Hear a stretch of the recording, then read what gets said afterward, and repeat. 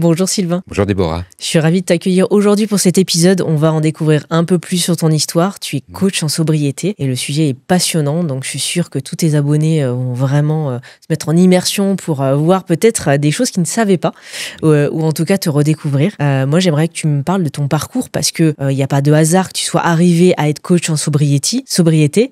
Raconte-nous. Alors mon parcours c'est simple. Moi aussi j'ai eu des problèmes d'alcool, je préfère dire ça, pendant pas mal d'années. Ouais. Et puis une fois que je m'en suis sorti, j'ai été tout de suite dans le bénévolat pour aider d'autres personnes à s'en sortir beaucoup plus rapidement que moi. Et j'ai tout de suite vu qu'il y avait un manque au niveau du bénévolat, justement, pour une catégorie de personnes dont on va parler. Et ça m'a donné envie d'exercer cette activité, puisque j'avais vraiment eu ce besoin quand j'avais le problème, mais que je n'avais pas trouvé quelqu'un pour m'accompagner. Tu avais quel âge à peu près Alors, tu étais un ado un peu comme tout le monde, tu faisais la fête Alors oui, je faisais la fête, mais pas trop, en fait. J'ai pas vraiment bu avant l'âge de 33 ans. Quand, avec mon ex-femme, on a repris une entreprise. Donc je suis passé de salarié à chef d'entreprise. Et insidieusement, de temps en temps, je buvais un verre de vin le soir pour me détendre. Et puis petit à petit, comme on connaît un peu le système, c'est devenu un peu plus fréquent et un peu trop présent. Oui, mais ça c'est important pour en reparler, hein, cette fameuse fréquence, cette fameuse expression, quand on est jeune, enfin trentenaire, on est jeune,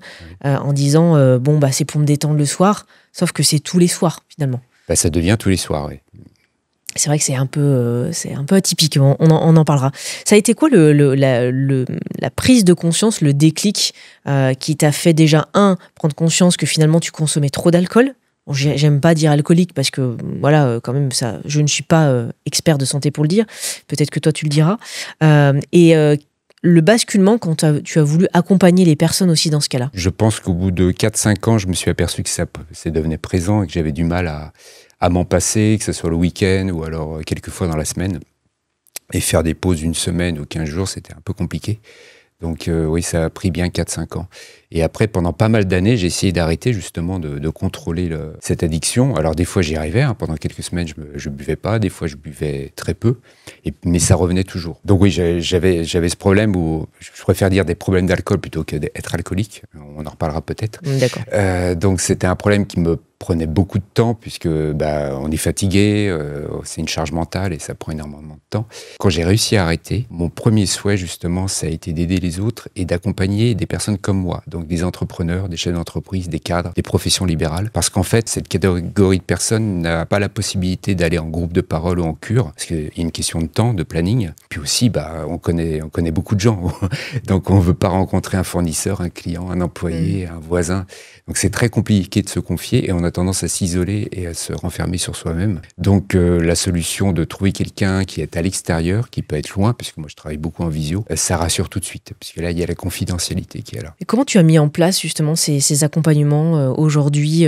Ça a pris du temps, peut-être quelqu'un qui voudrait faire comme toi ou en tout cas qui veut trouver une personne pour être accompagné au quotidien? Oui, ça a pris du temps parce qu'il a fallu que je comprenne vraiment comment accompagner quelqu'un, parce que ça s'improvise pas. Donc j'ai suivi beaucoup de formations à ce sujet. J'ai même eu la certification patient expert pour pouvoir apprendre vraiment ce qu'est l'addiction. Et ça m'a permis justement d'être sûr de moi, parce qu'on a toujours un peu le syndrome de l'imposteur quand on fait cette activité au début en tout cas. Et puis à force d'avoir des centaines d'appels et des centaines de conversations, d'aider des dizaines de personnes, on prend confiance en soi et on voit que ça fonctionne. Donc à partir de là, ça va tout de suite mieux. Ça a été quoi ton début, tes premières offres, tes premiers clients? Comment ça s'est passé? Ça s'est passé des personnes qui m'ont contacté suite à des vidéos sur TikTok.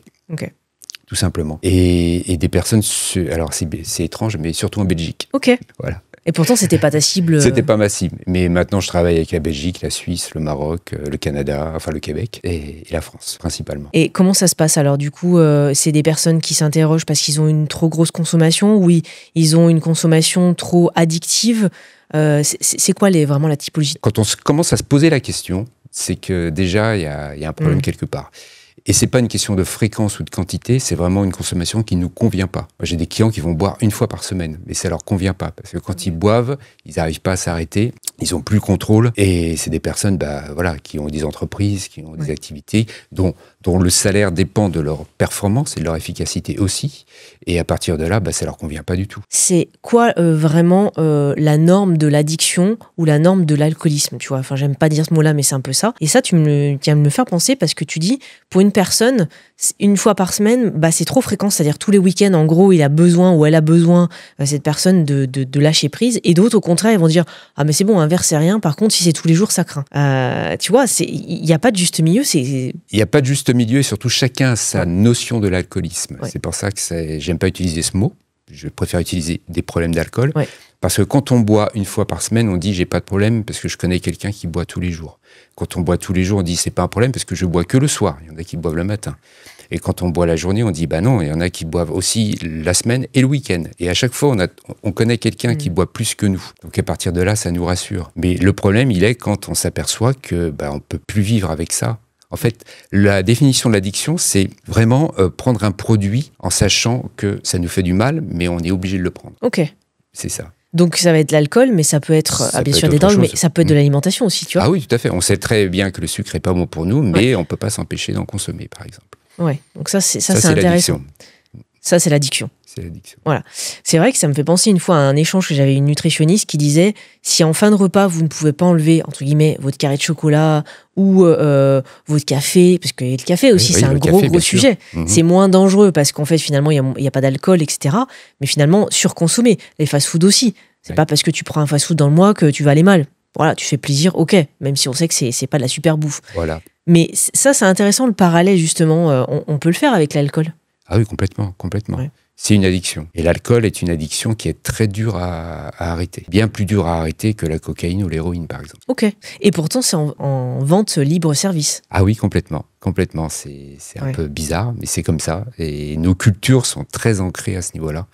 Donc c'est vrai que c'est un peu compliqué des fois de dire qu'on ne boit pas, parce que ça peut être mal perçu. Ouais, c'est vrai qu'on est en France, alors après, t'as certainement, comme tu disais tout à l'heure, t'as des Belges, t'as des Québécois qui vont t'écouter, etc. Donc forcément, les cultures changent en fonction de l'histoire du pays. Oui. Mais c'est vrai que nous, anciens Romains, gréco-romains, etc., Gaulois, le vin était à toutes les tables. Enfin, moi, tu vois, d'origine italienne, en fait, limite, ils buvaient pas d'eau parce que le vin était moins souillé, quoi. Oui. Oui, tout à fait. Puis il y a encore quelques années, on servait du vin à l'école, il y a une 50aine d'années. Ah oui. En France. Donc, avec de l'eau. Tout à fait, ouais. Okay. Les enfants, parce qu'on disait que c'était bon pour la santé. Ça, j'avais pas ça en tête. Et oui. D'accord. En France, hein. En France, on parle bien en France. Et par rapport à l'étranger, c'est un peu pareil. Oui, j'imagine. Mais la France est quand même très, très ancrée au niveau d'une culture sur le vin. On a beaucoup de vignobles, on a beaucoup de grands crus. Et c'est vrai que c'est vraiment intégré dans la culture, l'art de vivre français. Oui, c'est vrai que on en parle souvent. Moi, j'entends souvent dire pour se détendre, on prend un verre de vin. Alors, on prend le vin, mais on peut prendre les alcools plus forts, bien sûr. On va pas, on va tout mettre dedans. Ou alors, t'es pas cool, tu bois pas un petit apéro. Ou alors, au contraire, détends-toi, prends un petit verre. C'est ça. Ça, tu l'entends souvent, j'imagine. Ah oui, on l'entend souvent. Et on a été bercé toute notre enfance là-dedans, dans les repas de famille, etc. Donc, pour nous, c'est la norme, en fait. Ouais. Pour se détendre, c'est pour ça que moi, j'ai commencé comme ça. Je ne pensais pas du tout à mal. Je ne pensais pas du tout que ça allait déraper. Puisque dans ma tête, je prenais ça comme un médicament, comme un anxiolytique. Et c'était tout à fait naturel de boire un coup pour se détendre. On regarde n'importe quel film à la télé ou n'importe quelle série. Ils n'arrêtent pas d'ouvrir des bouteilles et de consommer en permanence pour se détendre ou pour faire la fête. C'est vrai que je me suis fait la remarque dernièrement sur une série et à chaque fois dans une sorte de meeting ou alors quand la personne rentrait chez elle après une dure journée, effectivement il y avait de l'alcool. Et oui. Donc il y en avait plus avant dans les films par exemple qui induisaient de consommer. Ou alors on le voyait moins. C'est quoi un peu ton avis là-dessus? Alors, je sais pas trop, parce que depuis que j'ai arrêté, je le vois partout. Ah oui, donc c'est marrant. Tous mes clients me disent la même chose. C'est-à-dire que quand ils arrêtent, ils aperçoivent qu'en fait, c'est très présent. Mais avant, on le voit pas parce que c'est normal. Donc, notre cerveau le capte pas. Ouais. Et quand tu as basculé, entre guillemets, quelle que soit la fréquence, comme on disait, bien sûr, et tu t'en es pas rendu compte tout de suite, j'imagine? Non, ça a pris quelques années. Ouais. Quelques années? Ah oui, 4-5 ans. Ouais. Et ça a été quoi le déclencheur, en fait? C'est ta chérie, c'est un ami, un collègue? Non, même pas. Non, parce que dans mon couple, on n'en parlait pas vraiment Ouais. à l'époque. Et non, c'est moi, parce que j'aime bien contrôler les choses. Voilà, à l'époque, j'avais plusieurs entreprises, plusieurs magasins et un site internet. Et j'étais à fond toute la journée. Et le soir, eh bien, j'arrivais pas à ne pas boire quelques bières ou quelques verres. C'est le matin, je me disais ce soir, je bois pas. Et le soir, à la fin de la journée, après avoir géré tous les business et les problèmes qu'on peut tous avoir, c'était pour moi une obligation. Et ça, je supportais pas. Et est-ce que tu as analysé pourquoi tu buvais? C'était quoi, un lâcher-prise? C'était une détente? Parce qu'on sait que l'alcool a un effet quand même un peu relaxant, j'ai envie de dire. Attention. Oui. Alors c'est vrai que dans notre imaginaire collectif, on imagine que ça relaxe. Et je le pensais aussi. Hein. J'avais beaucoup d'incompréhension à ce sujet-là. Oui, je le prenais pour me détendre, pour oublier aussi un petit peu, anesthésier un petit peu. Oui. J'imaginais aussi que ça m'aidait à mieux dormir. Pas du tout, en fait, c'est tout l'inverse. Puisque je dormais très mal et j'étais pas reposé. Donc le lendemain, c'était un cercle vicieux, parce que quand on est fatigué, voilà, on veut aussi se détendre encore plus. Donc et puis je pensais que ça calmait mon anxiété, alors qu'en fait, ça la démultipliait. Et donc oui, je prenais ça vraiment comme un médicament, inconsciemment. Je veux vraiment qu'on alerte aussi, parce que tu as des jeunes, des moins jeunes, des plus jeunes qui vont forcément écouter. Vraiment sur le côté plus, on va dire, santé. Parce que l'alcool reste quand même de l'alcool. C'est pas. Tu vas me dire, certains diront oui, mais c'est mieux de boire que de manger du sucre, ou manger du sucre. Bon, en fait, il n'y a pas de vérité. Non. Mais il y a quand même un côté alcool. Et c'est vrai que sur l'aspect santé, tu vois, toi, t'as pas eu le déclenchement, mais beaucoup ont des problématiques de santé qui font qu'ils arrêtent. Oui, beaucoup ont des problématiques de santé. Heureusement, je croise les doigts, j'ai pas eu ce souci-là. Mais je vois aussi beaucoup de personnes qui ont des problématiques de santé, mais que ça n'empêche pas de continuer. Parce qu'aujourd'hui, la santé n'est pas la raison principale de tous mes clients d'arrêter. Certains, oui, mais dans la majorité, non. Et on peut en voir l'exemple avec la cigarette. Vous avez des photos horribles sur tous les paquets de cigarettes depuis des années et des années. Et ça n'a jamais empêché quelqu'un de fumer, enfin, pas à ma connaissance, quoi. Donc la santé, oui, mais c'est tellement insidieux, ça prend tellement de temps, les effets sur la santé, qu'on n'y pense pas. C'est quoi les raisons, justement, des personnes qui veulent arrêter? Tu me dis que la santé, non. Alors que moi, ça aurait été la première chose, tu vois. Demain, un cardiologue, un médecin, un diabétologue me dit, il y a ça, il faut arrêter. Bon, encore faut-il faire le lien. Hein. Moi, tout de suite, mais parce que c'est peut-être plus féminin que masculin, ça, tu vas nous le dire. Mais ils viennent pour c'est quoi le déclencheur chez eux? Alors, il y a plusieurs déclencheurs, mais le premier déclencheur, en effet, c'est la perte de contrôle. De s'apercevoir qu'ils ne peuvent pas contrôler leur vie, que c'est l'alcool qui va contrôler leur vie, dans le sens où c'est l'alcool fait le planning. C'est-à-dire que si je sais que ce soir, il faut que je boive, je ne vais pas sortir, je vais m'isoler chez moi. Je ne pourrais pas prendre la voiture, je ne pourrais pas partir en week-end. Si je bois le vendredi soir, le samedi, je vais comater, je vais être sur le canapé, je vais regarder la télé, mangeant des chips, et le dimanche c'est pareil. Donc en fait ça dirige en fait ta vie et ça t'empêche de fonctionner normalement. Donc ça c'est la première chose. Et puis on fait des choses qu'on regrette souvent. Donc on dit des choses, on ne sait pas.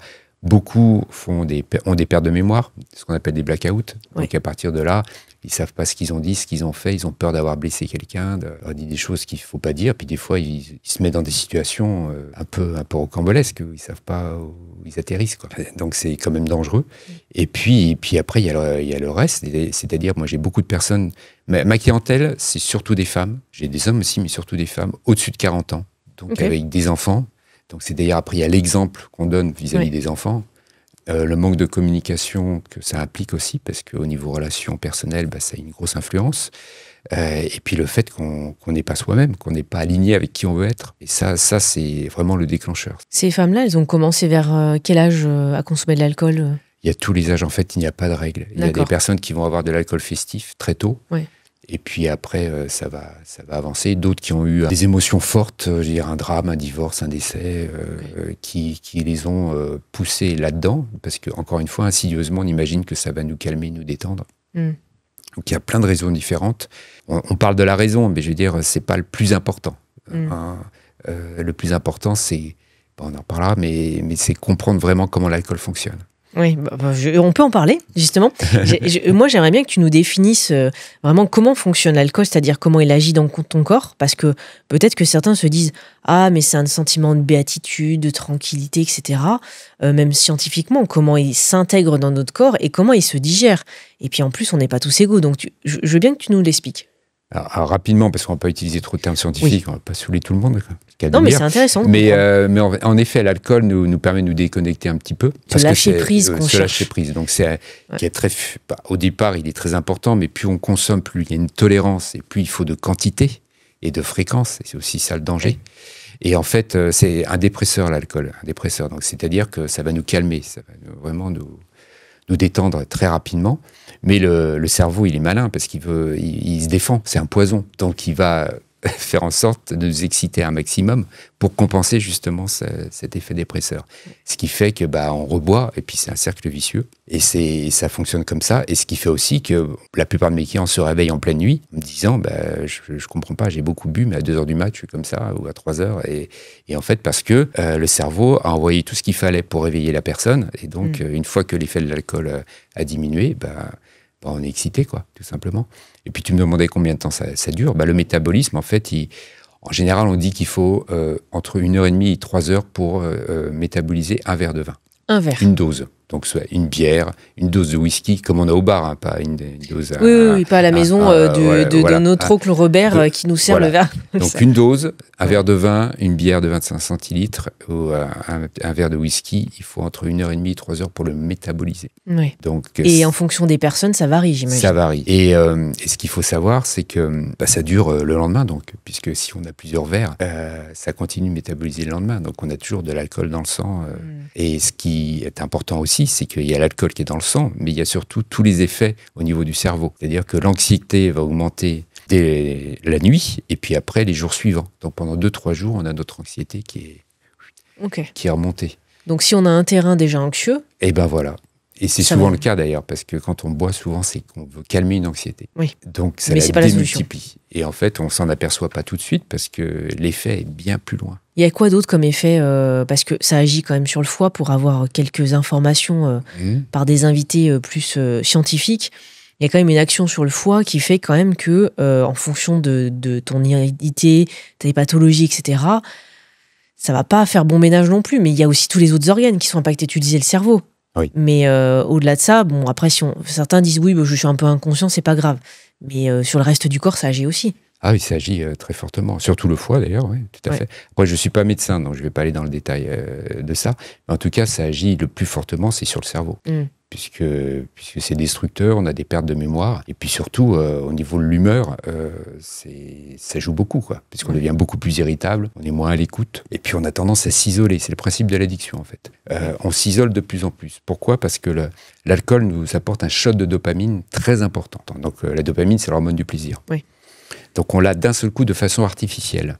Donc le cerveau, il adore ça, puisqu'il n'a pas à travailler. Ça arrive tout cuit. Donc qu'est-ce qui se passe ? C'est que petit à petit, tout ce qu'on aimait faire dans la vie, tout ce qui nous apportait de la satisfaction, devient fade comparé à ce shot de dopamine. Donc le cerveau, de moins en moins, va vous motiver à faire du tennis, à aller emmener les enfants au lac, à jouer de la guitare, à lire, regarder un bon film. Petit à petit, tout ça, ça va devenir beaucoup moins intéressant. Donc, on va être de moins en moins motivé pour faire ça. Et on va se retrouver à rester chez soi et à boire tout seul. Pourtant, beaucoup boivent pour le côté festif, comme tu le disais. Oui, beaucoup au départ. Donc, c'est au départ. Donc, on va dire ça, si vous consommez de l'alcool juste pour faire un peu la fête, etc., et que vous êtes, le profil jovial. « Ah, mais moi, j'ai l'alcool bon. » Oui. Bon, ça veut dire que c'est quand même... C'est un terrain à risque. C'est-à-dire que si tout va bien, il y a des personnes qui vivent toute leur vie comme ça. Hein. Mais il suffit qu'il y ait un drame ou une émotion un peu forte ou quelque chose qui les pousse à justement, aussi dans la semaine, commencer à boire un coup pour se détendre. Et bien le cerveau, il a tellement avancé au niveau de la tolérance qu'il leur en faut beaucoup. Et après, pour revenir en arrière, c'est très compliqué. Être addict, ce serait quoi si tu avais une définition ? C'est boire fréquemment, c'est de ne pas pouvoir résister quand on va au restaurant ou avec les amis et qu'il faut absolument boire l'alcool, parce que finalement on pourrait très bien boire un soda. Oui, tout à fait. Voilà, même si le goût, c'est pas le même. Hein. C'est quoi devenir addict, si tu veux le définir ? Devenir addict, c'est vraiment ça. C'est-à-dire, il y a un moment où on n'a pas envie de boire. Mais vraiment, on n'aime pas le goût. On n'a pas envie. On sait que ça nous fait du mal, mais on ne peut pas s'en empêcher. Et il y a des personnes, par exemple, qui vont boire chez elles, mais qui ne boiront jamais dehors, en société. Elles n'ont pas envie, parce qu'elles voient qu'elles ne peuvent pas contrôler les choses. Par contre, une fois chez elles, tout va bien. Et puis, il y a des fois des personnes qui boivent partout. Donc, chacun est différent. Ouais. Et le niveau d'addiction est le même. Enfin, qu'est-ce qui varie? Qu'est-ce qui fait que certains boivent plutôt chez eux, isolés? C'est quoi ces profils types? Pourquoi il y en a des différents? C'est plus une question de fréquence et de durée. C'est-à-dire que l'addiction, elle fonctionne comme ça. C'est plus on avance en quantité, en fréquence, plus on a tendance à boire ensuite chez soi et ensuite que chez soi. Et c'est un processus qui est linéaire. Et c'est pas une question de personne. Et ça touche tous les profils. Il y a pas une personne qui est à l'abri. Est-ce que tu as des chiffres à nous donner parce que nous, on aime bien savoir. Oui. En France, alors attention, c'est sur une estimation, parce que comme on le dit, on n'a pas de barrière. C'est pas un verre tous les soirs fait que tu es addict à l'alcool. Voilà, il n'y a pas de moyenne, mais est-ce que tu peux nous partager des chiffres qui peuvent peut-être alerter les personnes? Est-ce que tu sais le nombre de personnes qui boivent de l'alcool sur une certaine tranche d'âge ou des jeunes générations? Est-ce que tu peux nous le partager? Alors, j'ai pas de chiffres précis, mais ce qui est sûr, il y a deux choses qui sont importantes. L'alcool, au total, c'est 50 000 morts par an. Donc il y a même plus d'hommes que de femmes. Il y a plus d'hommes que de femmes, tout à fait. Et il y a une tendance aujourd'hui, c'est que les jeunes boivent moins qu'avant. Les jeunes générations, les moins de 18, ouais. Boivent moins qu'avant. Alors ça paraît bizarre, c'est pas ce qu'on imagine, mais ils boivent moins qu'avant. Après, il y en a qui boivent beaucoup. Ouais. Donc c'est ceux qu'on voit, qui boivent très vite. Le binge drinking, on boit très vite pour se saouler. Mais il y a une tendance aujourd'hui où les jeunes boivent moins. Et sur les réseaux sociaux, ce qu'on appelle les influenceurs ou les personnes que les jeunes suivent, il y en a beaucoup qui ont arrêté de boire et qui en font la démonstration et qui expliquent ce que ça leur a apporté. Donc c'est déjà une bonne nouvelle. On va parler des bénéfices, mais pourquoi notre jeune génération arrêter? C'est une tendance, ça va avec la bonne alimentation aussi. C'est quoi selon toi? Alors j'ai pas la clé. Mais ton avis? Mon avis, je pense qu'ils veulent aussi peut-être faire différemment de nous aussi. Il y a toujours, chaque génération veut être opposée à la précédente pour exister, elle a besoin. Et puis, comme je te disais, il y a beaucoup d'influenceurs qui le montrent et qui montrent les bienfaits et ils ont tendance souvent à suivre les gens sur Instagram, TikTok, etc. Donc c'est vrai que c'est intéressant, c'est à creuser, on va voir ce que ça va donner, mais c'est plutôt pas mal.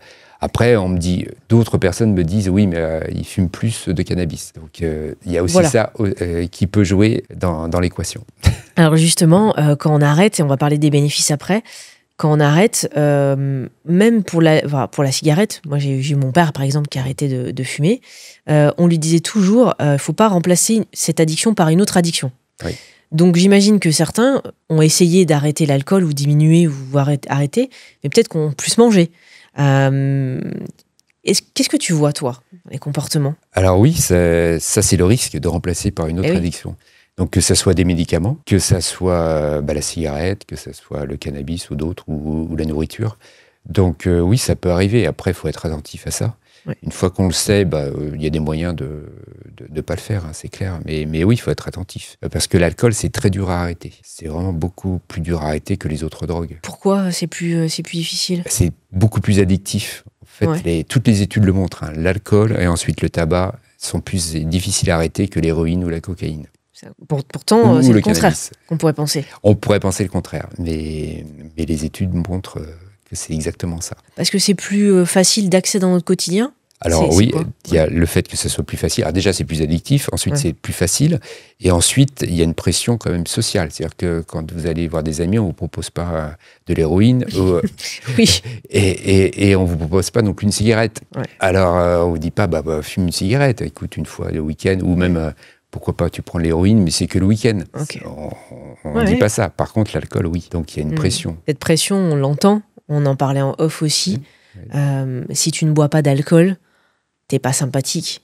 Si tu bois pas d'alcool, qu'est-ce qui se passe? T'es malade. Pour une femme, c'est t'es enceinte ou alors tu fais la gueule, clairement. C'est quoi toutes ces injonctions que t'entends, que t'as entendues toi dans ta vie perso, mais aussi en accompagnant tes clients? Alors là, c'est un point très important.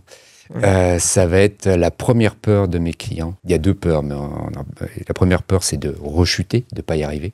Et à égalité, on a la peur de l'aspect social. Qu'est-ce qu'on va penser de moi? Est-ce que on va me trouver chiant? Est-ce que moi je vais pouvoir m'amuser? Est-ce que je vais pouvoir interagir avec les gens? Est-ce qu'on va me trouver bizarre? Voilà. Est-ce que je vais toujours être invité? Est-ce que je vais perdre mes amis? Enfin, il y a toute cette peur. Il y a une chose importante à savoir, c'est que la plupart, 90% de tout ça, c'est dans notre tête à nous. C'est une question de perception. Et tous mes clients me disent la même chose. C'est-à-dire que quand ils ont arrêté de boire, ils s'aperçoivent que cette peur, elle n'était pas fondée. Absolument pas. Alors oui, il y a des personnes qui vont dire, bah, bois un coup, vas-y, c'est exceptionnel, etc. Mais c'est rare. Et puis ça s'arrête très vite quand on sait, quand on sait gérer le truc. Quand on est sûr de soi et qu'on s'affirme, ça passe très bien. Donc c'est purement quelque chose qui est dans notre tête, on va dire. Ok. Ça, c'est la plus grosse peur. Après, il y a quoi? Après, la peur de ne pas y arriver, de pas être capable. On perd sa confiance en soi quand on boit.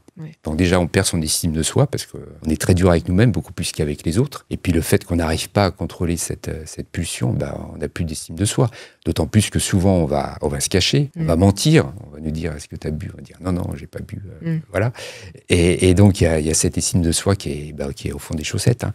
Et puis, on perd confiance en soi aussi parce qu'on n'arrive pas à faire quelque chose un objectif qu'on s'est donné, on n'arrive pas à l'atteindre.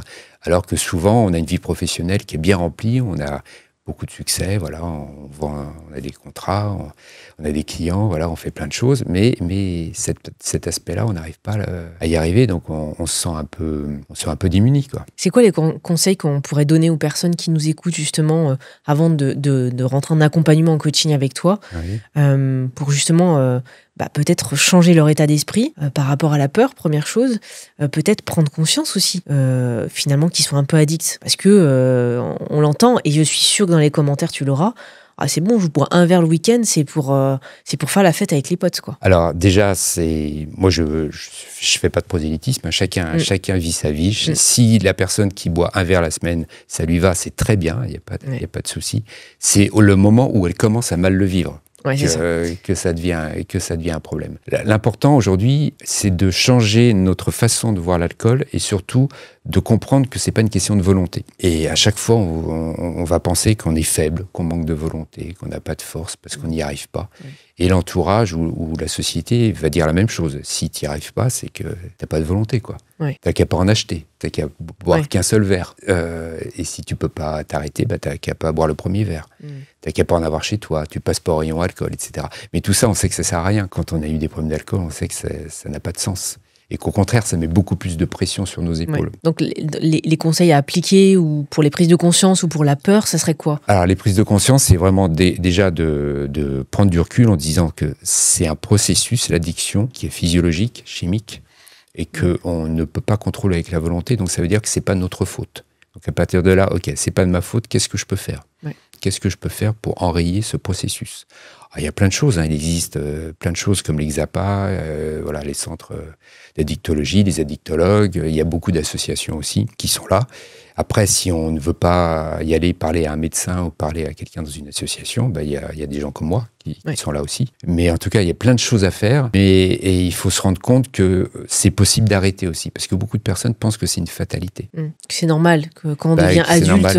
Voilà, c'est normal. Et malheureusement, on est moins fort que les autres qui arrivent à s'arrêter au bout de 2 verres. On en côtoie beaucoup, hein, des gens qui boivent un verre et puis tout va bien. Ils ont pas besoin de plus. Ou ils font tout le repas avec une seule coupe de champagne. Hein. Les personnes comme j'étais et puis toutes les personnes que j'accompagne, c'est pour nous, c'est de la science-fiction. On se dit comment ils font, quoi. Toi, tu étais dans les profils où tu t'arrêtais pas un verre, tu pouvais pas te... Moi, j'avais du mal à m'arrêter un verre, tout à fait. La fin, c'était quoi? C'était 4-5 verres? C'était dans un état où tu te souvenais plus? Ou c'est quelqu'un qui disait stop, c'est bon? Non, c'était... Alors, moi, j'ai eu plein de périodes. Ça a été vraiment très différent tout au long des 20 ans d'addiction que j'ai eu. 20 ans, ok.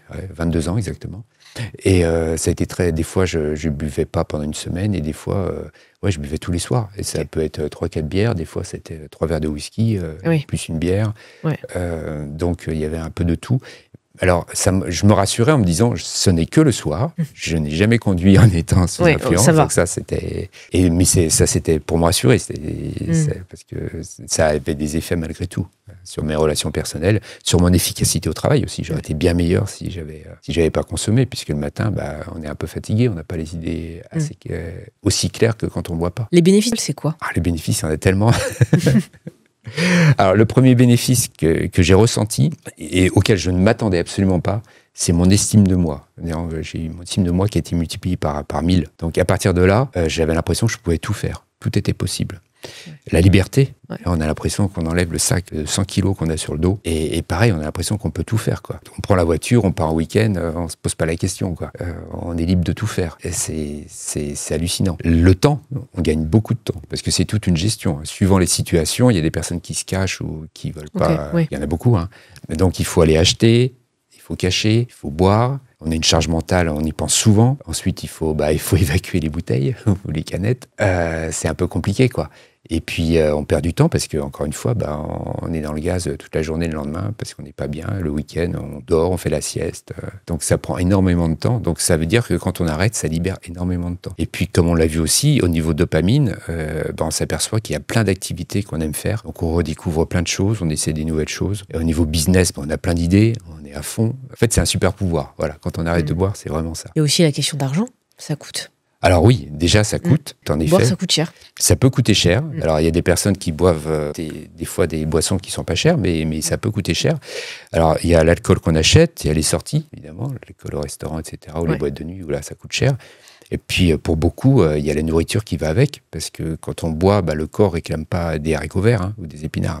Généralement, il y a beaucoup de choses qu'on va prendre à côté, des pizzas, des chips, des trucs comme ça. Et le lendemain, c'est pareil, on a envie de manger des choses qui ne sont pas très équilibrées et qui coûtent plus cher, des aliments transformés. Donc oui, il y a cet aspect-là. Et puis il y a le manque à gagner. C'est-à-dire que moi, j'accompagne des cadres ou des gens qui voudraient une promotion, mais pour avoir cette promotion, il faut qu'ils soient sobres pour pouvoir être efficaces, efficients et qu'on pense à eux et puis qu'ils réussissent, quoi. Et s'ils ne le sont pas, ils n'ont pas la promotion. Et à partir de là, ils vont perdre 10 000 euros par an chaque année. Sans compter les chefs d'entreprise, les professions libérales. Le salaire dépend de leur efficacité aussi. Aller chercher des clients, à fidéliser. S'ils n'ont pas l'envie, s'ils n'ont pas la clarté d'esprit, l'énergie justement toute la journée pour faire ça, ils ont un manque à gagner, quoi. La dépendance à l'alcool, on disait qu'il n'y a pas de barème vraiment précis, on ne sait pas trop, etc. Par contre, d'arrêter totalement, est-ce que par rapport à la cigarette, il y a des personnes, quand t'arrêtes, ou tu replonges souvent? C'est quoi un petit peu ce que tu vois comme... Souvent, au départ, il y a ce qu'on appelle des rechutes. Moi, j'appelle pas ça des rechutes, j'appelle plus ça des faux pas. Mais en effet, c'est pas évident d'arrêter d'un seul coup, puisque le faux pas va permettre justement d'arrêter plus facilement, dans le sens où quand on a ce faux pas, quand on est accompagné, on va l'analyser et s'en servir justement pour rebondir. Parce que les personnes qui s'impliquent vraiment dans une démarche d'arrêt, quand elles reboivent, c'est une catastrophe parce qu'elles ont la culpabilité, la honte, puis elles s'aperçoivent de ce qu'elles perdent parce qu'elles ont vu ce qu'elles avaient gagné. Et donc c'est encore plus dur parce que quand on boit régulièrement, on ne voit pas ce qu'on perd, c'est tellement diffus. Et donc du coup, quand tu arrêtes, j'imagine que les personnes qui retombent se rendent compte de ça. Se dire, tiens, regarde, je suis dans un état comme ça, juste avec un verre, quoi. Alors, non, parce que le cerveau est bizarrement fait, c'est que là, le niveau où on s'arrête, quand on reprend au même niveau. Ah ouais? Ah oui, d'accord. Donc quelqu'un qui buvait 2 bouteilles de rosé par jour, elle va s'arrêter pendant 10 ans, elle va reprendre à 2 bouteilles de rosé par jour. D'accord. Ah ouais, donc ma théorie était fausse. Finalement, c'est que mon niveau est à toujours à un verre, quoi. Voilà, c'est comme si tu descendais du bus, et tu reprends le bus au même endroit, quoi. D'accord. Et ça, c'est intéressant, on ne retourne pas. Non, on ne retourne pas. C'est pour ça que plus on commence jeune, plus on a tendance à atteindre ce palier, point de non-retour, rapidement. Parce que souvent, on va me demander, oui, mais j'aimerais bien boire que le week-end, ou un verre ou 2 verres comme ça de temps en temps avec les amis, ou en mangeant un bon repas. Et à chaque fois, j'ai la réponse, c'est non, ça fonctionne pas comme ça. Ça va revenir. Ça fonctionne pas comme ça. Le cerveau, si tu rebois 1 ou 2 verres, il va réenclencher la chose. Il va tout de suite réenclencher. Mais ça, en fait, c'est pas le problème parce que quand on arrête de boire avec la bonne méthode, comme on n'a plus envie, il n'y a plus de question de modération, de choses comme ça. Le sujet, il n'y a pas de sujet, quoi. Ouais. Justement, la plupart des personnes que tu accompagnes, elles rechutent quelques mois après, ça se peut, ou alors c'est en général définitif, ça revient pas. Elles rechutent pas parce qu'elles ont compris vraiment que l'alcool leur apportait rien et surtout, elles n'ont plus envie. C'est ça qui est le plus important. On n'a plus envie. Donc c'est comme si, moi c'est ce que je dis souvent, moi j'ai de la bière dans le frigo, j'ai du vin parce que j'ai des amis qui passent, de la famille tout le temps. Et moi c'est comme si c'était un pot de cornichon, quoi. J'ai aucune envie. Je ouvre le frigo 30 fois par jour, mais ça me fait rien, quoi. Et tous mes clients, c'est ça, parce qu'en fait, il n'y a plus d'envie. Et à partir de là, il n'y a plus de frustration, il n'y a plus histoire de se dire, mais juste un verre. Non. Comment se passe le sevrage, justement? Alors, le sevrage, c'est pas toujours facile hein, pour certaines personnes. C'est pour ça que moi, je fais des accompagnements qui sont sur 3 mois. Ouais. Et donc, au départ, on fait ça progressivement. Mais c'est très variable. Il y a des personnes qui s'arrêtent du jour au lendemain et d'autres qui vont le faire progressivement. Peu importe la façon de faire, l'important, c'est le résultat. Ouais. Et avec toi, ça se passe tout en visio? Il y a un peu de présentiel? Pas de présentiel, c'est toujours visio au téléphone. Donc, visio au téléphone et par écrit, puisqu'ils ont accès à mon WhatsApp. Donc, on s'écrit, on se fait des audios. Non, pas de présentiel. Moi, j'ai des clients sur ma région, mais on se voit pas, en fait. On se voit de loin, parce que c'est des personnes qui ont des emplois du temps très chargés. Oui. Et en même temps, c'est pas le but. Le but, c'est vraiment d'avoir cette confidentialité et c'est un peu cette distance. Moi, je voudrais bien qu'on creuse le côté culturel aussi. Oui.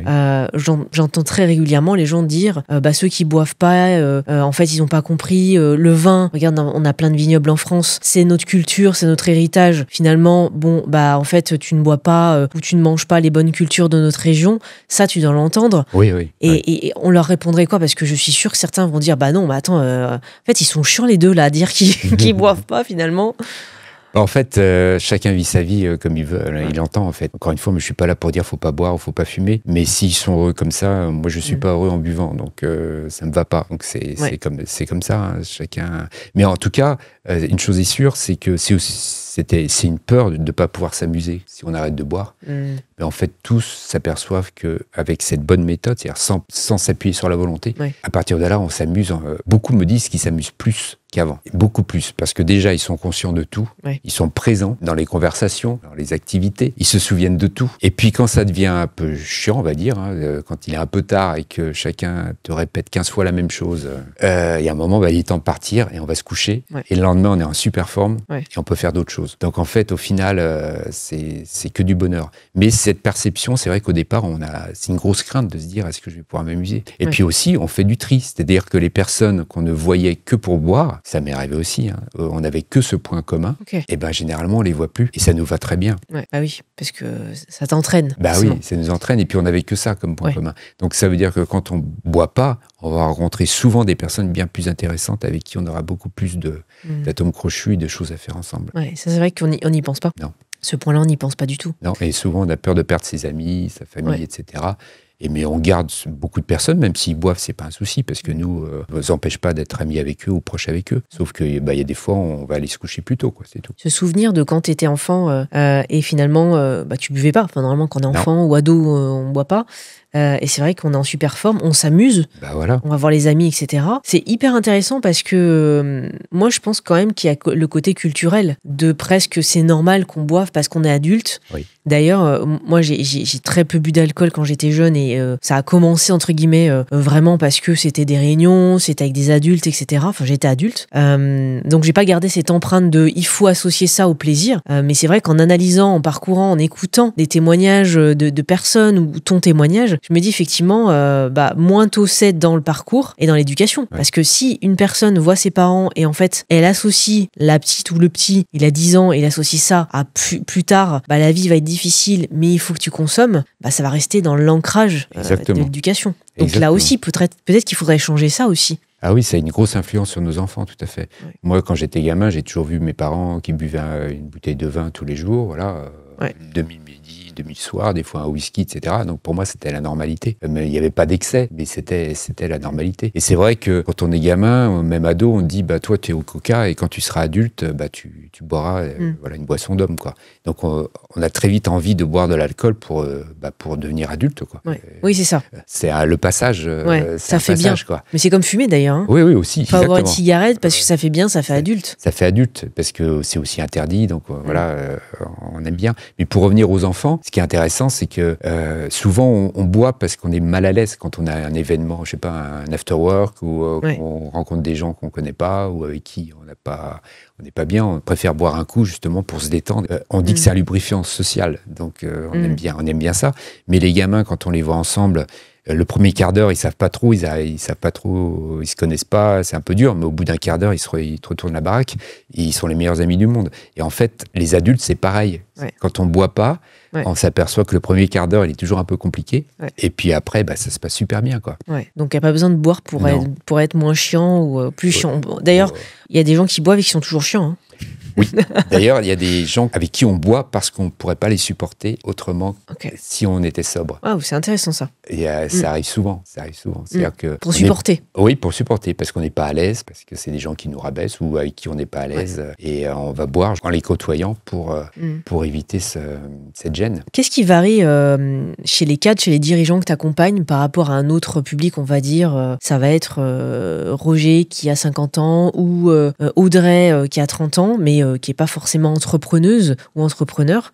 Est-ce que tu as vu une différence entre ces dirigeants, chefs d'entreprise, et peut-être des salariés ou des gens plus qui sont à la retraite? La première chose, c'est vraiment les dirigeants, les chefs d'entreprise, les cadres supérieurs et les freelances et les professions libérales, en fait, c'est qu'elles sont souvent dans des petites villes, donc elles connaissent tout le monde, donc elles ne peuvent pas en parler à leur médecin traitant, ne peuvent pas aller dans un centre, pas aller dans un groupe de parole, parce que voilà, il y a une question de réputation et c'est très compliqué. Mais elles ont les mêmes problèmes que quelqu'un à la retraite. C'est toujours l'addiction. Oui. Donc c'est vrai que j'ai principalement ce type de population dans mes clients. J'ai aussi des retraités, des infirmiers, d'accord, voilà, donc des médecins, des agriculteurs. J'ai plusieurs agriculteurs actuellement.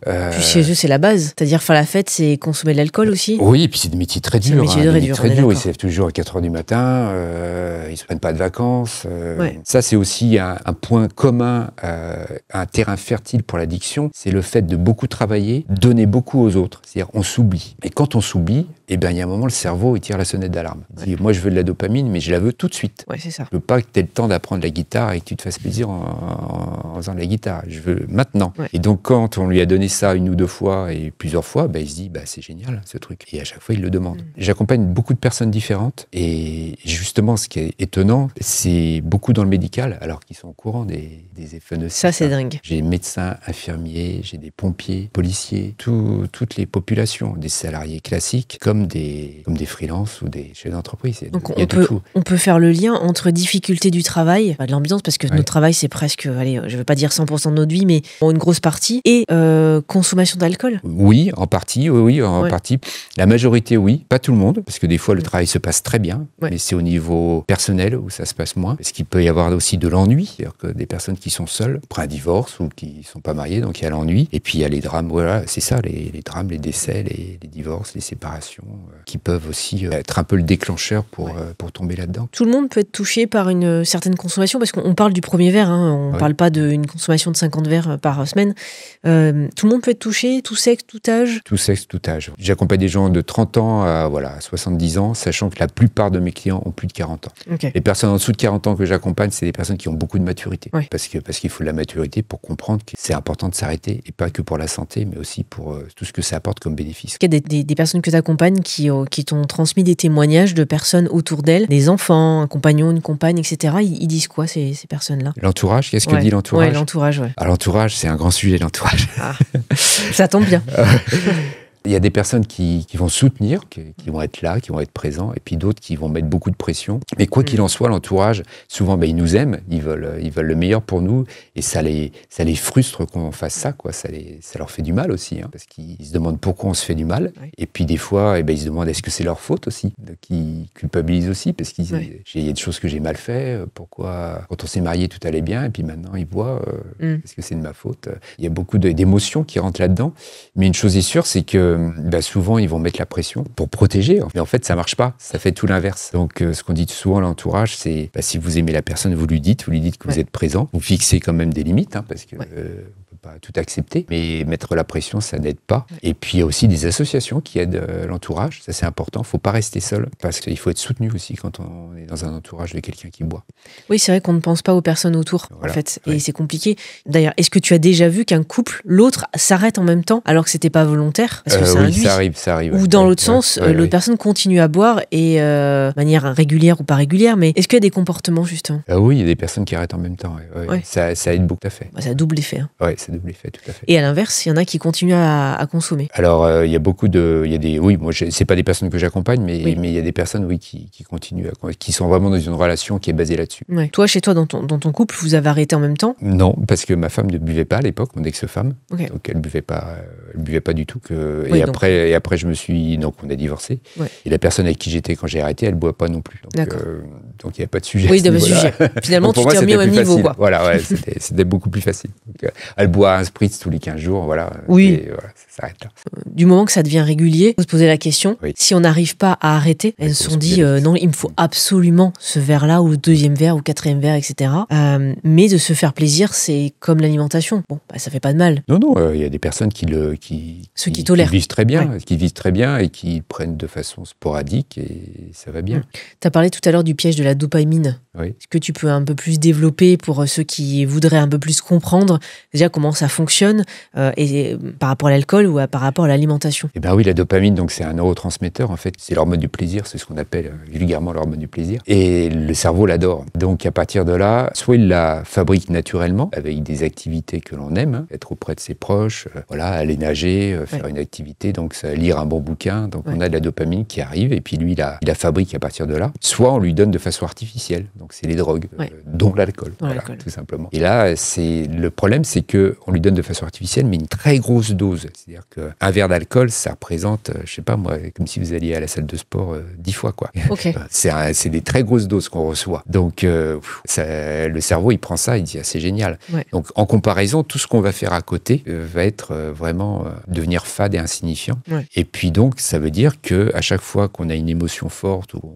on se crée une excuse, bah, on va reboire un coup. Et le cerveau, il est très fort pour créer des excuses. Vous avez une mauvaise nouvelle, on boit un coup. Ouais. Une bonne nouvelle, bah, on va boire un coup. Hein. J'ai un client qui me disait, ma fille a eu 14, hop, j'ouvre la bouteille de champagne, quoi. tout est prétexte, en fait. Le cerveau, il est très doué pour ça. Ouais. Donc, ce qui fait qu'on reboit. Donc, à partir de là, on a ce shot de dopamine, on est très bien. On est moins bien après parce que la gueule de bois, l'anxiété qui augmente, la fatigue, etc. Et à partir de là, on se dit, j'ai besoin d'un remontant. Et donc, hop, on va reboire. Et puis après, ça fait un cercle vicieux. Et on a du mal à l'arrêter. Ouais, donc, on va chercher de la dopamine ailleurs. Voilà, oui, c'est mieux de la fabriquer ailleurs. Et pour ça, il faut sortir de l'addiction. Conjoint, il y a un ordre précis. C'est-à-dire qu'il faut commencer en effet à réduire sa quantité d'alcool pour pouvoir créer de la dopamine à côté avec d'autres activités. Oui, toi, tu fais pas un arrêt direct, c'est pas. Ma méthode, elle repose donc sur comprendre comment l'alcool fonctionne, justement, de telle façon qu'on comprenne que c'est pas notre volonté, mais c'est un processus bien établi. C'est changer son regard sur l'alcool, la perception qu'on a sur l'alcool, et non pas le voir comme un plaisir, donc le voir pour ce qu'il est réellement, c'est-à-dire c'est du poison, c'est l'éthanol, hein, c'est ce qu'on met dans la voiture, sauf qu'il est dilué et qu'on met des arômes dedans. Donc que ça soit du raisin ou que ça soit pour la bière, plein d'arômes, voilà. Mais à la base, c'est de l'éthanol, tout simplement. Ouais. Et si on buvait un verre d'éthanol pur, on mourrait immédiatement. Ça serait radical. C'est l'image que tu viens de donner est juste dingue.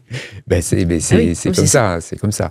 Donc ça, on travaille ça ensemble. Et puis, on va reprogrammer tous les automatismes du cerveau, puisque le cerveau adore les automatismes. Et pourquoi ? Parce que le cerveau, c'est 2% de notre masse corporelle, mais ça prend 20% de notre énergie. Et lui, il travaille à l'économie. Tout ce qu'il peut économiser, il l'économise, parce qu'il en a besoin pour qu'on vive, battre le cœur, voilà. Puis on ne sait jamais ce qui peut se passer, donc il faut avoir des réserves. Et donc, les automatismes, il adore. Par exemple, la brosse à dents, on ne se pose pas la question le matin, est-ce que je me brosse les dents aujourd'hui ou pas ? À quelle heure ? À quel moment ? Etc. C'est automatique, on n'y pense pas. Quand on conduit, on n'y pense pas. Enfin, il y a plein d'automatismes qui fait qu'il n'a pas dépensé l'énergie pour réfléchir. Et donc l'alcool, c'est pareil, il va mettre des automatismes en place, des rituels. Voilà. Quand je sors avec des amis, je bois et je bois ça. Quand je rentre le soir, je vais boire ça. Ça se fait automatiquement, donc on ne se pose pas la question. On se retrouve avec un verre à la main et c'est parti, quoi. Donc tu règles ça aussi. On règle ça. Donc on déconstruit tout ça, on donne des nouvelles habitudes parce qu'il faut remplacer des habitudes par d'autres habitudes. Donc on remplace ça totalement, parce qu'on ne peut pas se dire juste j'arrête de boire, parce que ça marche pas. Parce que tout de suite on va s'ennuyer, on va se retrouver ça nous ouvre des heures de loisirs. Donc il faut recréer des automatismes. Les personnes qui consommaient beaucoup, attention, c'est pas le verre comme ça, comme on dit, un peu festif de temps en temps, ils boivent quoi? Et toi tu bois quoi maintenant dans une soirée? Alors tu bois que de l'eau, j'imagine. Quoi qu'il va me dire, si je bois que de l'eau. Alors c'est intéressant. Déjà, la première chose à dire, c'est qu'on n'est pas obligé de boire pour remplacer. Oui. Bon, on peut manger, mais bon. On peut manger ou ne rien faire. C'est-à-dire que s'il y a une bonne nouvelle, on n'est pas obligé d'ouvrir une bouteille de champomy. On peut aller courir. Avant qu'on ouvre une bouteille de champagne, on peut se dire, tiens, on va peut-être on va se prévoir un voyage, un repas. Il y a plein de choses qu'on peut faire. Donc on n'est pas obligé de boire déjà pour remplacer. Après, c'est vrai que quand on est en société, c'est intéressant. les gens vont boire. Donc, alors, personnellement, moi, je bois de la bière sans alcool, du kombucha beaucoup, et tout ce qui est boisson gazeuse avec du citron, etc., parce que j'aime les boissons gazeuses. Après, tout le monde n'aime pas les boissons gazeuses. Oui. Les sodas, j'évite parce que c'est super sucré et donc moi j'aime pas bien non plus. Déjà c'est pas bon pour soi. Mais oui, c'est une addiction pour une autre addiction finalement. Donc c'est ce que je dis des fois. Des fois je prends du Schweppes, je prends une grande bouteille et puis j'en mets un petit peu dans le verre et je mets de l'eau gazeuse dessus et ça fait très bien l'effet parce qu'on a toujours le goût mais il y a beaucoup moins de sucre. Exactement. Mais je bois aussi des bières sans alcool, mais j'en bois pas tout seul. J'en bois que quand c'est festif. Mais après, ça correspond pas à tout le monde. Il y a des personnes qui ne peuvent pas boire une bière sans alcool parce que le cerveau va croire que c'est une vraie bière. Donc, il va en vouloir plus. Donc, c'est très différent. Il y a des personnes qui arrêtent de boire en buvant des boissons sans alcool et d'autres qui ne peuvent pas le faire. Il n'y a pas de règle. Ouais. C'est pas une question d'intensité de comment on a bu. Enfin, l'intensité de l'alcool, la consommation d'alcool. Non, ça va pas jouer. Ça va pas jouer. Est-ce que tu peux nous raconter une histoire d'une transformation un peu incroyable que tu as eue? Tu as eu beaucoup de clients ou clientes, sans dire de nom bien sûr, pour pas que la personne se reconnaisse, mais un truc vraiment qui t'a marqué en positif ou en négatif, c'est que tu voudrais partager aujourd'hui. Il y en a tellement, mais... Tu peux en partager plusieurs. Notamment, parce que j'accompagne quelques agriculteurs. J'ai un agriculteur qui a arrêté et qui était dans une consommation très importante en whisky. Oui, donc alcool fort quand même. Alcool fort tout au long de la journée, parce que il se lève très tôt et donc c'était aussi son moyen de souffler et puis son moyen à lui le soir de décompresser. Et c'est vrai que ça impliquait beaucoup de problèmes au niveau relations personnelles dans sa famille. Puis c'est un métier où il faut quand même avoir les idées claires pour se développer, pour voir un petit peu qu'est-ce qu'on va faire dans les nouvelles cultures, est-ce qu'il n'y a pas des changements, est-ce qu'au niveau élevage, etc., il y a des choses à prévoir, des gros investissements. Donc ça le pénalisait vraiment beaucoup. Et c'est vrai qu'au départ, c'était pas évident. C'était pas évident pour lui de voir sa vie sans cette béquille. Et ça le faisait beaucoup souffrir, à sa famille aussi. C'est vrai qu'il a rapidement pris le dessus et ça a été vraiment extraordinaire parce que ça a changé sa vie complètement, quoi. Il y a eu un avant et un après. Avec sa femme, avec ses enfants, ça a tout changé. Son estime de soi montée, plein de projets, il s'entend super bien avec tout le monde maintenant. Ça l'a changé totalement. C'est un exemple. Oui, non, mais qui t'a marqué. Ah oui, ça m'a marqué, ouais. Et il n'a pas replongé, j'imagine, bien sûr. Non, et au contraire. Puis j'ai une autre personne qui est une freelance, pas tant une freelance, mais une chef d'entreprise indépendante. Et pareil, elle s'est retrouvée à boire toute seule le soir. Donc vraiment isolée. Quand il y avait des soirées coworking, etc., ça partait un peu en vrille, quoi. Donc c'était un peu compliqué. Étant toute seule à générer son propre salaire, puisque c'est son activité, elle est toute seule, ça pouvait poser problème, quoi. Elle sentait qu'elle n'était pas au maximum de ses capacités. Elle n'était pas alignée avec qui elle voulait être. Bon, elle était toute seule en plus, donc elle s'ennuyait. Donc on a travaillé là-dessus et maintenant, elle boit plus du tout. Elle fait plein de trucs. Elle est super contente. Et c'est un vrai plaisir de la voir comme ça. Et ça a changé sa vie et plus jamais elle boira. Elle le sait. En fait, on ne replonge pas. Alors, il y a toujours des pourcentages de personnes qui peuvent replonger pour des situations. D'ailleurs, est-ce que demain, il se passe la perte d'un être cher ou une maladie ou autre chose?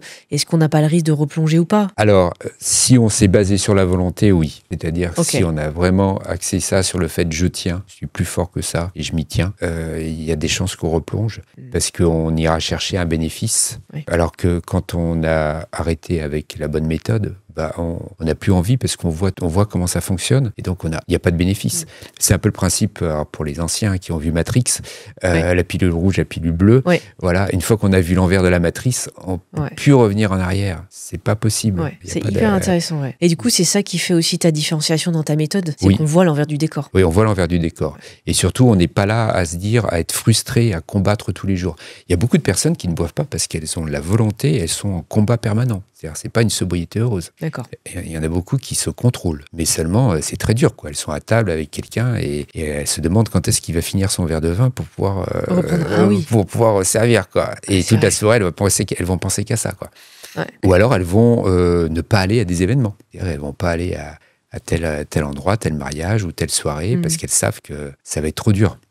Elles n'y arriveront pas. D'où l'isolement que tu parlais tout à l'heure. Et aussi, il y a aussi l'isolement, même des personnes qui ne boivent pas, c'est-à-dire qu'elles vont éviter une vie sociale. Parce que j'ai beaucoup de commentaires sur mes réseaux, et il y a pas mal de personnes qui expliquent qu'elles sortent plus, quoi, pour ne pas boire. Les commentaires, les remarques qu'on te pose le plus souvent dans les réseaux, dont TikTok, YouTube, Insta, c'est quoi qui revient le plus souvent? Il y a beaucoup de personnes se demandent si c'est possible d'arrêter, justement. C'est ça, c'est qui revient parce le plus. Parce qu'elles ont tellement essayé qu'elles se demandent même si c'est possible. Ouais, parce que peut-être qu'il y a des personnes d'ailleurs qui essayent peut-être 10 fois. Ah oui, mais même des centaines de fois. Ah oui. Moi, j'ai arrêté des milliers de fois. C'est-à-dire que le matin, je me disais ce soir, je bois pas, et le soir, je rebuvais. Et dès la matinée, j'étais à fond dedans. J'étais persuadé que j'y arriverais. Ce jour-là, j'y arriverais. Dans les autres commentaires aussi, il y a des personnes qui se demandent si c'est pas dangereux d'arrêter. Et en effet, il faut faire attention pour les personnes qui ont une grosse consommation et très fréquente. Arrêter du jour au lendemain, ça peut être dangereux. Il peut y avoir des crises d'épilepsie, des rayons très minces, enfin des hallucinations, des choses comme ça.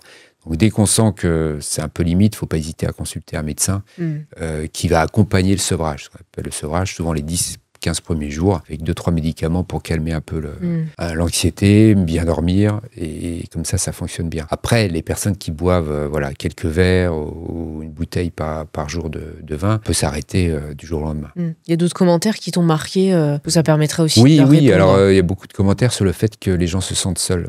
Ils sont isolés dans leur souffrance, puisque en fait, ils ne peuvent pas en parler autour d'eux. Déjà, ils ne peuvent pas en parler à leur entourage, puisque personne ne les comprend. En fait, si on n'a pas vécu ce qu'ils ont vécu, on ne peut pas les comprendre. Et c'est normal, parce qu'on ne peut pas comprendre qu'on ne puisse pas s'arrêter ou qu'on ne puisse pas s'empêcher de boire. Pour quelqu'un qui ne boit pas. Ouais. Donc certains essaient d'en parler et puis d'autres essaient pas. Moi, par exemple, j'étais incapable d'en parler personnellement. J'en ai jamais parlé à mon médecin traitant qui traitait toute la famille en plus. Donc c'était très compliqué. Et j'ai vu une psychologue pendant 3 ans. On a parlé de plein de sujets. Ça m'a beaucoup aidé, mais on n'a jamais parlé d'alcool. Moi, à l'époque, j'étais pas capable d'aller dans un groupe de parole. Mon ego, enfin ma fierté, je sais pas, faisait que... Oui, puis dire que tu es... Quand je dis malade, attention, qu'il y a un problème. Oui, c'était très compliqué. Et alors, ce qui est étonnant, parce que je fais du bénévolat actuellement et j'anime des groupes de parole. Mais à l'époque, j'étais incapable d'y aller. Donc, il y a cet isolement, en fait, qui fait qu'on peut en parler à personne, ou des fois qu'à une personne. Et on a l'impression qu'on est un peu seul à avoir ce problème. C'est qu'en fait, que c'est nous le problème. C'est que les autres, ils arrivent très bien à gérer leur truc, ils boivent un verre de temps en temps, voilà. Et, bon, des fois, ils se mettent minables, mais bon, c'est pas grave, on les voit pas tous les jours, on sait pas ce qu'ils font. Hein. C'est comme j'ai un client pompier qui me disait, les autres, je sais pas comment ils font, mais en fait, ils boivent beaucoup, ses collègues. Enfin, là où il est. Hein. C'est pas général, hein, mais là où il est. Et en fait, il se demandait, mais je lui dis, mais ils ont le même problème que toi. Toi, tu le montres pas. Tu te bats pour pas le montrer. Le matin, tu essaies de tenir, quoi. Alors que tu as une mauvaise nuit. Mais les autres, c'est pareil. Ça, je suis sûre, dans les commentaires, certains doivent te le dire, parce que l'avantage du web, c'est qu'il y a un pseudo. Donc, on voit pas la personne. C'est ça. Bon, et d'où aussi les accompagnements à distance, mais c'est intéressant parce que des fois, tu te dis, moi j'ai vu des personnes qui consommaient beaucoup, qui étaient très fraîches. Bon, je pense qu'il y a un peu de retouche, etc. Et puis il y a un peu c'est pas grave, on minimise. On dit non, mais t'inquiète, je suis hyper bien, etc. Et effectivement, ce côté caché, il y a peut-être bien plus de personnes qu'on croit. Il y a beaucoup plus de personnes qu'on croit. Et en fait, c'est énorme. J'ai découvert ça avec toutes les personnes que j'accompagne et leur entourage qui côtoient beaucoup de personnes dans leur cas aussi. Donc c'est énorme. C'est un vrai fléau, c'est clair. Quand je t'écoute parler, il y a la notion de prendre plaisir sans alcool. Oui. Donc finalement, prendre plaisir, on peut faire le parallèle avec l'alimentation, en mangeant des haricots, des salades, etc. Moi, par exemple, moi je suis contente de faire une super salade composée. Il y en a qui disent t'es chiant de manger ta salade, quoi. Qu'est-ce que tu veux dire à ces personnes qui disent en fait, ça se trouve, Sylvain, en fait, il est peut-être chiant au quotidien, il prend pas plaisir, maintenant qu'il boit plus, quoi. Il prend plaisir en effet à beaucoup de choses. Quand je bois une boisson sans alcool, ça me fait plaisir aussi. Mais c'est vrai qu'il y a des personnes qui prennent plaisir à boire de l'alcool. Souvent, c'est celles qui n'ont pas de problème d'alcool. Souvent. Après, parce qu'au bout d'un moment, la plupart des gens que j'accompagne me disent « mais j'aime pas ça. Je bois le premier verre très vite, c'est très mauvais, et je bois vraiment le premier verre pour que après, derrière, je puisse boire plus facilement parce que ça va anesthésier un petit peu l'œsophage, etc. Et ça va être plus facile. Mais souvent, c'est pas un plaisir. Alors, pas tout le temps. Hein. Il y a des personnes qui aiment le goût du vin, etc. Ou de l'alcool, c'est plus rare. Les spiritueux. Mais souvent, ça devient une telle souffrance qu'on ne boit pas pour le goût. D'ailleurs, c'est marrant, une personne qui ne boit pas d'alcool fort, comme tu dis, spiritueux. Nous, on est dans la région de la Chartreuse, pour ceux qui nous écouteraient.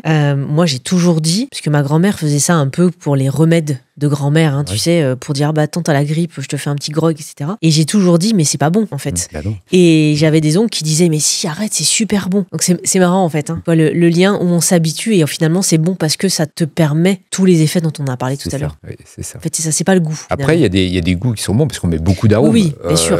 Donc, tu prends un jet avec de la menthe, évidemment, si t'aimes la menthe, bon, bah, tu veux dire c'est bon, quoi. C'est ça. Et puis, bon, il y a des bières, voilà, il y a beaucoup d'arômes, c'est très bon. Puis, il y a des très bons vins, je veux dire. Il y a des très bons vins. Mais après, il faut faire la part des choses entre les bénéfices et les désavantages. Et il y a un moment, on se dit, en fait, comme c'est tout dans la tête, il y a un moment, on n'a plus envie. Et donc, le goût ne nous intéresse absolument pas, puisque on sait que c'est du poison. Ouais. Donc, si je te donnais du lave-glace avec tous les arômes que tu veux dedans, tu ne le boirais pas, parce que tu sais que c'est du lave-glace. Mais même si je te mets tous les arômes que tu aimes et que c'est super bon au goût, tu n'en boirais pas. Ouais. Et bah, c'est un peu pareil pour ceux qui ont arrêté avec la bonne méthode, parce qu'ils n'ont pas envie. Quoi. Ouais, quand tu m'as donné l'exemple de l'éthanol tout à l'heure, alors certains forcément nous diront, oui, mais c'est quand même pas pareil, c'est quand même consommable, sinon on le saurait. Bah, c'est consommable parce qu'on le dilue, tout simplement. Parce qu'on met 5%, 10%, etc., 40%, mais c'est dilué. Ouais. Mais un verre d'éthanol pur, n'importe qui meurt. Là, on est dans la période de rentrée des classes. Il y a le Dry January, qui m'a toujours fait sourire parce que tu vois passer les posts de personnes qui disent, tu vois, tu souris d'avance, oui, moi je vais arrêter de consommer de l'alcool, ou je vais réduire, ou au contraire, etc. Cette tendance-là, qu'est-ce que tu en penses? Est-ce que finalement c'est bien pour la société ou c'est juste un phénomène de mode? Alors moi, je pense que c'est très bien. Franchement, dans d'autres pays, c'est février, nous, c'est janvier. Ouais.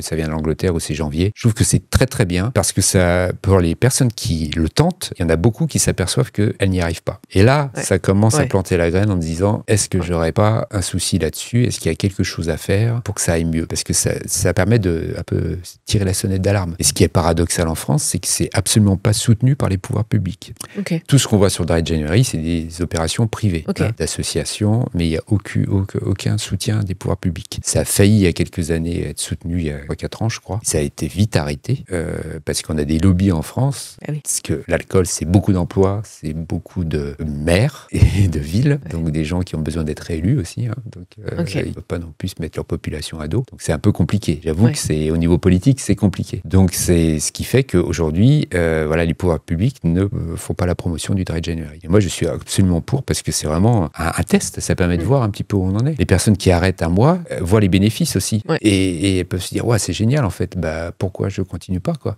Il y en a qui s'arrêtent totalement grâce à ça. J'ai entendu des personnes qui disaient, oh là là, j'ai hâte, on est le 29-30, vivement que ça se termine, comme ça je peux reboire. Alors là, par contre, oui, là c'est aussi significatif. Ça veut dire qu'elles ont fait ça avec la volonté, donc elles ont tenu, et après, bah, ça repart, quoi. Donc là, c'est un signe en effet que là, il y a une addiction, ça c'est sûr. Mais des fois, elles sont encore dans le déni. Et c'est pour ça que souvent, c'est à partir de au-dessus de 40 ans qu'on réalise qu'on n'y arrive pas, quoi. T'imagines un monde où on te dit, bah non, finalement, il faut pas consommer beaucoup d'alcool de manière générale. Bon, c'est irréalisable, je pense, hein, vu ce que tu communiques. Tu l'imagines, ce monde, et comment ça fonctionnerait selon toi, si on enlève le côté lobbying? Oui, ça fonctionnerait dans le sens où, en termes d'éducation, pas de répression. On sait tous que la prohibition, ça n'a jamais marché. Donc, après, chacun choisit sa voie. Aux États-Unis, ça marche pas. Oui, parce qu'on voit qu'il y a des mouvements comme ça aux États-Unis, en Angleterre aussi. On commence à dire que c'est pas bon. Donc à partir de là, il y a que les gens consomment moins. Le problème qu'on a eu en France aussi, on parlait des lobbies aussi, c'est ces histoires de doses qu'on peut consommer dans la semaine. De doses, pas tous les jours et pas plus de temps, etc. Ou le contrôle du permis, un verre, ok, mais pas plus. Voilà, alors qu'il y a beaucoup de pays où c'est zéro, quoi. Aux États-Unis, c'est zéro. Parce que soit tu bois, pas, quoi. Il y a un moment. Je pense que si les pouvoirs publics en parlaient un peu plus, ça aiderait, parce qu'il y a encore beaucoup de personnes, et dans les commentaires, j'ai dit ça aussi, qui disent, mais oui, mais un verre de vin, c'est bon pour la santé. C'est ce que les médecins disaient il y a 40 ans. Mais aujourd'hui, il n'y a aucun médecin qui va dire qu'un verre de vin est bon pour la santé. Le premier verre d'alcool est mauvais pour la santé. Il n'y a aucun bénéfice à l'alcool. L'alcool, c'est des calories vides. Il n'y a rien, il n'y a aucune vitamine, il n'y a rien. Dans le vin, on va dire, oui, mais le vin est bon pour la santé. Oui, parce que le jus de raisin est bon pour la santé. Oui, c'est ça. Donc, qui sont des polyphénols. Voilà, c'est le jus de raisin qui est bon, c'est pas l'alcool. Et boire un verre de vin, il y a tellement de plus de poison que de bons de bons effets que ça n'a pas de sens. Quoi. Ouais, mais c'est un sujet hyper compliqué parce que là, il y a une notion de culture. On en parlait oui. tout à l'heure. J'entends et je suis d'accord avec toi parce que voilà, moi, je suis pas dans une addiction. C'est le plaisir et puis c'est ok. Enfin, je veux dire, bon, je veux pas faire un drame, quoi. Mais j'en connais beaucoup qui vont certainement répondre et dire, bah non, parce que tu viens toucher un émotionnel derrière. Ah oui, bien sûr. Et puis, on parle de culture, on parle de quelque chose de très sensible. Hein. Moi, des fois, j'ai des commentaires comme quoi je veux mettre les vignerons au chômage. Ouais, c'est ça. Bah oui, non mais. Que je connais pas les plaisirs de la vie. Bah, après, chacun est libre de penser ce qu'il veut. Ouais. Dans certaines vidéos que tu as faites, tu parles on pourrait parler d'un visage de l'alcool, d'un autre visage de l'alcool. Est-ce que tu pourrais nous définir l'alcool, ce que c'est pour toi avant et maintenant? Tu vois, cette définition de comment tu percevais l'alcool, comme un compagnon finalement, un bon compagnon, et comment tu le définis maintenant? À l'époque, l'alcool, ça a commencé comme un médicament, vraiment, pour me détendre. Okay, toi, c'était vraiment ça. Et puis petit à petit, c'est devenu un compagnon parce que c'était un rituel, c'était mon moment à moi, le soir en rentrant du boulot. Donc, c'était quelqu'un que je retrouvais qui me challengeait pas, qui allait pas dire non. Voilà, donc, et que je consommais par habitude, beaucoup. Et puis, petit à petit, c'est devenu un ennemi, parce que je voulais pas le consommer. Mais seulement, j'arrivais pas à m'en empêcher. J'avais pas les bonnes méthodes et j'y arrivais pas. Bon, c'est devenu vraiment un ennemi. Et puis après, j'arrivais à m'en détacher de temps en temps, mais il était toujours un peu là. Hein.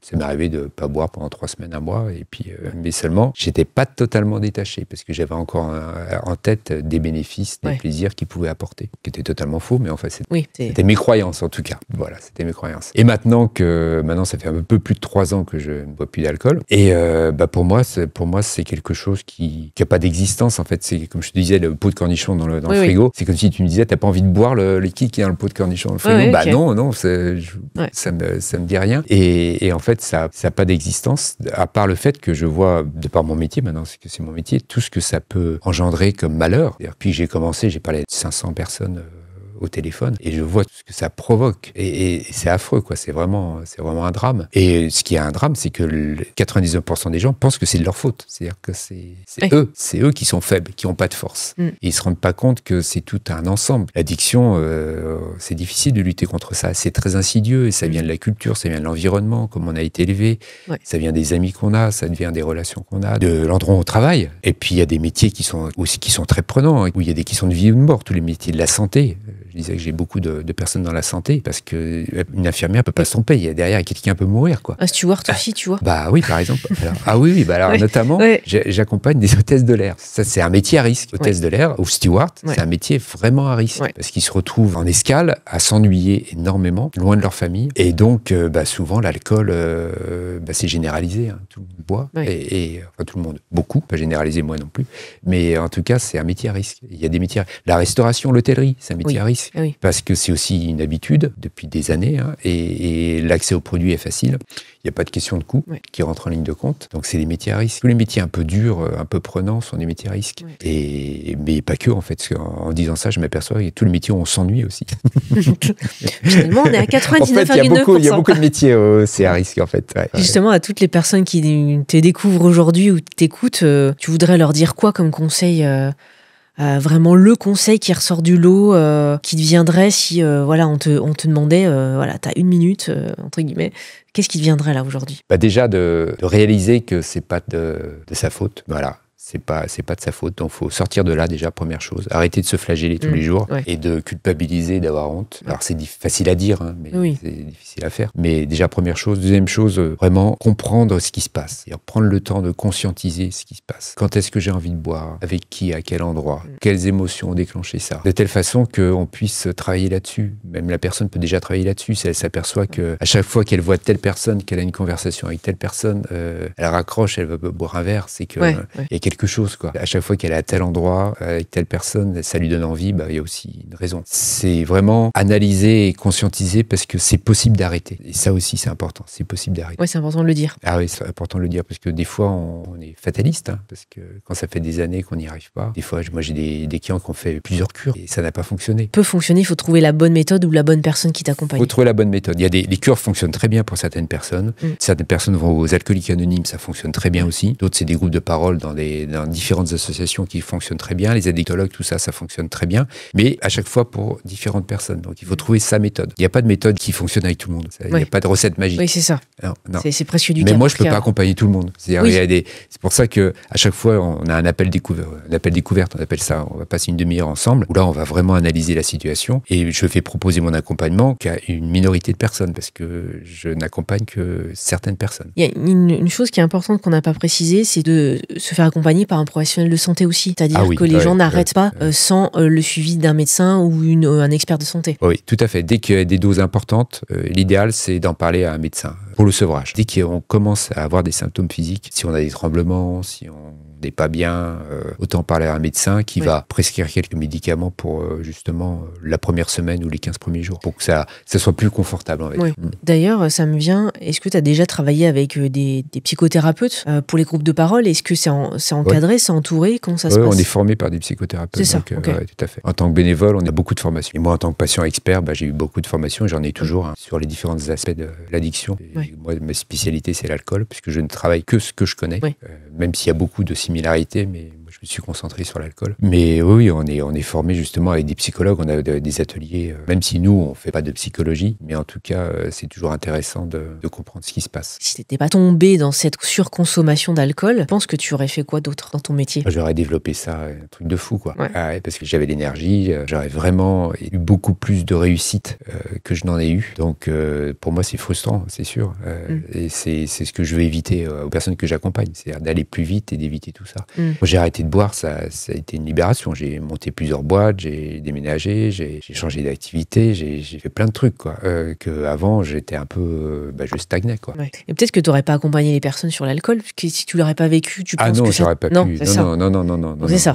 Ma grande force, c'est d'être passé par là, d'en être sorti. Et donc, malheureusement. Malheureusement, voilà. Et donc, j'ai beaucoup perdu, j'ai fait souffrir beaucoup de monde. Et je me dis que, au moins, quand j'accompagne quelqu'un, tout ce qui s'est passé va au moins servir à quelqu'un. Et c'est ça qui est super gratifiant, c'est que je rattraperai jamais. Mais par contre, ça me permet d'avoir une satisfaction énorme de faire ce métier, parce que déjà, je choisis les personnes avec qui je travaille. Et comme j'aime pas perdre, je choisis que les personnes qui vont réussir. En tout cas, tu fais tout pour qu'elles réussissent. Voilà, exactement. Voilà. Mais c'est un peu comme, c'est ce que je dis toujours, c'est un peu comme les écoles qui disent qu'ils ont 100% de réussite, mais elles choisissent sur dossier. Donc, je fais comme ça, donc je le dis, je m'implique à 100% dans chaque accompagnement. Donc si je sais que ça va pas fonctionner, je vais pas accompagner la personne, quoi, simplement. Mais je lui dis. Non, mais moi c'est sincère. Ah, c'est sincère. Il y a quand même un risque sur la santé. Alors nous, on n'est pas experts de santé, mais c'est comme on le sait, les médecins le disent, que la surconsommation d'alcool ou mauvaise bouffe, ça réduit quand même tes années. Donc ah oui, c'est statistiquement, on a plus de chances d'avoir plein de pépins. Alors, on connaît tous un arrière-grand-père qui a vécu 100 ans et qui buvait tous les jours et qui fumait 2 paquets par jour. Je suis sûr dans les commentaires, quelqu'un va te le dire. On en a tous un. Moi, j'en ai un. Moi, mon arrière-grand-père, il est mort à 97 ans, il buvait son calva tous les jours, quoi. Mais à l'époque, il mangeait pas la même chose. Voilà. Même le vin n'était pas de la même qualité. Voilà, exactement. Chacun est différent. Il y a des personnes qui passent au travers et tant mieux, quoi. Il y a des personnes, comme il y a des personnes qui boivent pas, qui fument pas et qui meurent à 40 ans. Il n'y a pas de règle. Encore une fois, comme tu le disais, j'ai bien aimé au début de notre échange, c'est se faire plaisir de temps en temps. Ok, buvez un petit peu du vin, même avec cette conscience, ça a quand même fait percuter l'éthanol. Mais bon, bref, ça c'est un autre exemple. Le toi qui consommait pas mal d'alcool, aujourd'hui, tu aimerais lui dire quoi? En fait, que j'ai déconné, en fait, que j'ai fait un prêt sur l'avenir. En fait, j'ai emprunté de la vie. En fait, j'ai emprunté de l'énergie et je le paye maintenant. Depuis quelques années, je suis dans le développement personnel, donc l'intérêt, c'est qu'on soit toujours meilleur, chaque jour, on soit une meilleure version de soi-même. Donc le fait de dire qu'on n'a pas été bon, c'est déjà qu'on a progressé, quoi. Et franchement, j'ai pas été bon, quoi. Et pendant pas mal d'années. Mais t'as fait ce qui te composait, et puis bon, après, peut-être que c'était utile pour... T'en arrives aujourd'hui, on ne sait pas. Peut-être que c'était utile, mais en tout cas, oui, j'avais beaucoup de croyances qui étaient complètement fausses. Et je m'étais beaucoup isolé. Et je pensais que, comme c'était ma vie, c'était ma façon de faire, je m'isolais pour boire, il n'y avait pas d'impact sur les autres. Mais en fait, ça avait beaucoup plus d'impact sur les autres que je n'imaginais. Puisque l'entourage, après, c'est pas trop comment réagir aussi. S'ils vont marcher sur des œufs, est-ce que je vais être de bonne humeur, pas de bonne humeur?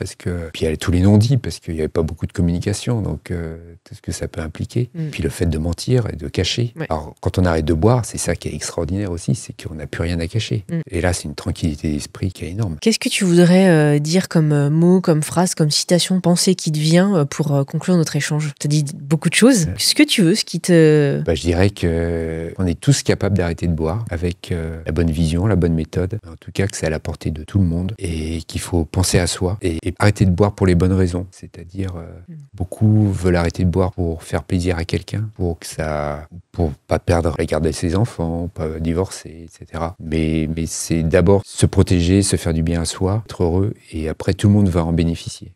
Par ricochet, de toute façon. Mais d'abord, penser à soi. En tout cas, merci pour tous ces aspects, tout cet échange. Bien sûr, tu mettras toutes les informations dans la description. Je le précise toujours, nous sommes, en tout cas toi, tu n'es pas expert de santé, mais tu accompagnes. Voilà. On met un point de vigilance pour les personnes. Aucune personne représente une autre personne, c'est-à-dire qu'on est unique. Donc une autre histoire peut faire écho, mais c'est pas forcément la même histoire, parce que bon, c'est important de le dire, le web, des fois, peut démultiplier des fausses croyances, donc faut être bien accompagné. Exactement. Bien, merci Déborah. Merci Sylvain.